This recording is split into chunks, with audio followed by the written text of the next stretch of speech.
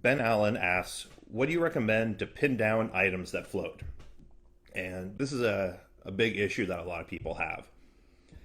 Originally, it was something that I didn't have too much, but every once in a while I did, and I thought, there's a lot of things out there to do it, but it's not really an issue for me, so I'm not going to worry about it. And we thought we should do some testing and write an article on it. We can put a link about preventing bags floating from our blog that goes into a lot of the different ways.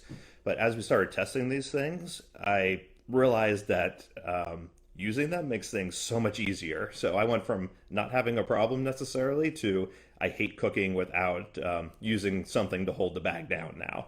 And what I normally use is there's lots of different options, but what I stuck with after testing five or six different things is these silicone coated red magnets from Sous Vide Housewares, I think is the name of the company. They're on Amazon, and in the link we'll send out, there's a link to purchase them as well.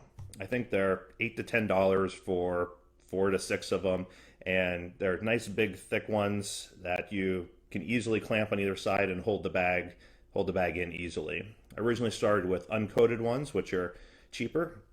They're about the same price for twice as many magnets, and they're a little bit stronger, but they're hard to get apart. When I gave them to my dad for Christmas last year, my father-in-law was fooling around with them, and they snapped back together and hit him in the face.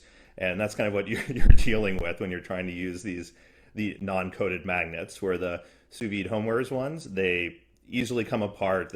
Anyone can use them very easily, and when you're cooking vegetables, which is one of the things that floats most of the time, you forget that the water is like 185 degrees, which is really hot.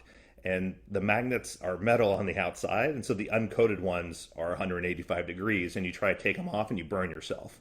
Where the coated ones are warm, but they're not going to burn you, and so that's what I recommend. I use them all the time now, even with foods that don't float, just because it's so easy to stick them in and they're on the side, and I don't ever have to check to make sure they're not floating, and they work great. I've used them from anything from, you know, steaks and chicken or frozen steak and chicken that tends to float up through, carrots and broccoli and cauliflower, which are, it's like trying to hold a raft underwater.